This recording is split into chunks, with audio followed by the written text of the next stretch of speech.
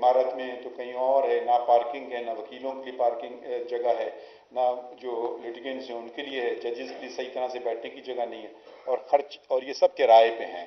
तो मैंने कहा ये जो आपकी 36 फेडरल कोर्ट्स और ट्राइब्यूनल्स हैं, इनको आप अगर आप इस चीज़ के लिए इस्तेमाल करेंगे तो फिर ये मैं आपको वापस करूंगा, क्योंकि ये बिल्डिंग कमेटी ने फैसला किया, ये नहीं होगा किसी और कोई और फालतू वजह से इसको इस्तेमाल करने लगें। तो और भी मीटिंग्स हुई तो हुकूमत भी खुश हो गई कि भाई उनके भी पैसे बचते हैं, और उन ना सिर्फ एक दफ़ा के लिए मगर हर माह जो वो किराए देते हैं ये 36 जगहों के, वो भी बचेंगे, और एक सिक्योर लोकेशन होगा, वकीलों के लिए फ़ायदा होगा कि बिल्कुल हाई कोर्ट के नज़दीक है, तो एक जगह गाड़ी पार्क कर दी दूसरी जगह जा सकते हैं।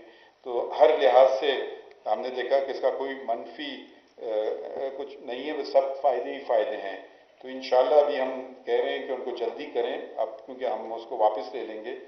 और भी आप अगर थोड़ा चलते रहें, ये एक और हमारी ऑटोमेशन कमेटी की है, मुख्तलिफ कमेटीज़ हैं सुप्रीम कोर्ट में, ये मोहम्मद अली मज़हर साहब और सैयद मंसूर अली शाह साहब इसके हेड्स हैं। लॉ क्लर्कशिप प्रोग्राम कमेटी है। फिर आप ये भी एक टेलीकास्ट कमेटी जिसका मैं जिक्र कर चुका हूँ, और एक और अहम कमेटी के इस पे वकीलों की तंजीमों ने वक्तन फ़वक्तन कहा था कि जो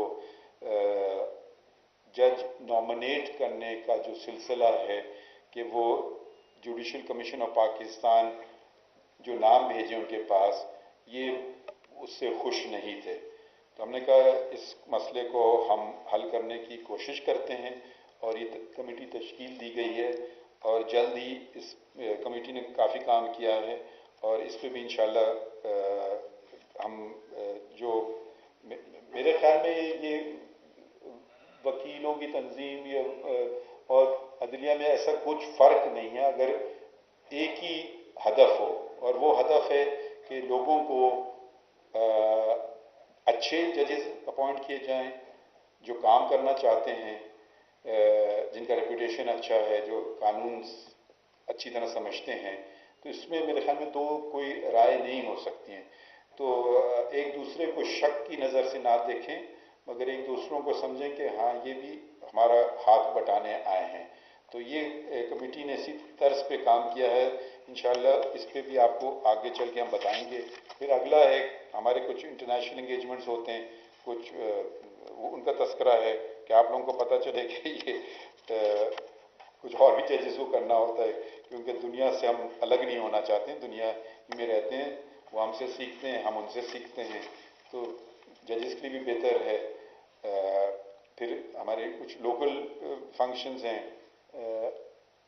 जहाँ मुझे बुलाया गया, और इधर मैं इसकी अगली है।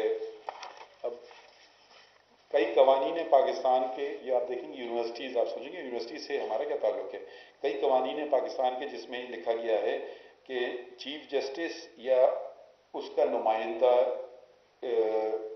यूनिवर्सिटी के सिंडिकेट पे या बोर्ड ऑफ गवर्नेंस पे होगा। मुख्तलिफ नाम इस्तेमाल किए जाते हैं, तो उनमें से एक कायद-ए-आज़म यूनिवर्सिटी है। मैं कुछ कहना तो नहीं ऐसा चाहता हूँ, मगर इसको इग्नोर किया गया था पहले। तो अगर आपको किसी कौम की तकदीर बदलना हो, तो मेरे ख्याल में तो उसका एक ही तरीका है, और वो है तालीम।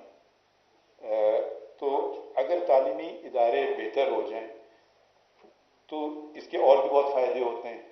लोग बाहर तालीम लेने नहीं जाएंगे, मुल्क का फॉरेन एक्सचेंज बचता है।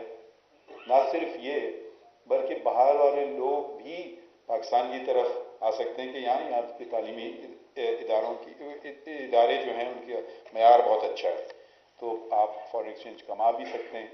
तो ये मैंने अपने आप खुद ही किया कायद-ए-आज़म यूनिवर्सिटी की सिंडिकेट की मीटिंग में, और ये 22 सितंबर को कुछ दिन बाद ही मेरे चीफ जस्टिस बनने की हुई, और इसमें एक बहुत अहम फैसला लिया गया कि जो मार्शल लॉ के ज़माने में जो वो स्टूडेंट यूनियंस पे पाबंदी लगाई गई थी, مارشل لا آرڈر 84 کے تحت ہم نے کہا کہ بحال کی جائیں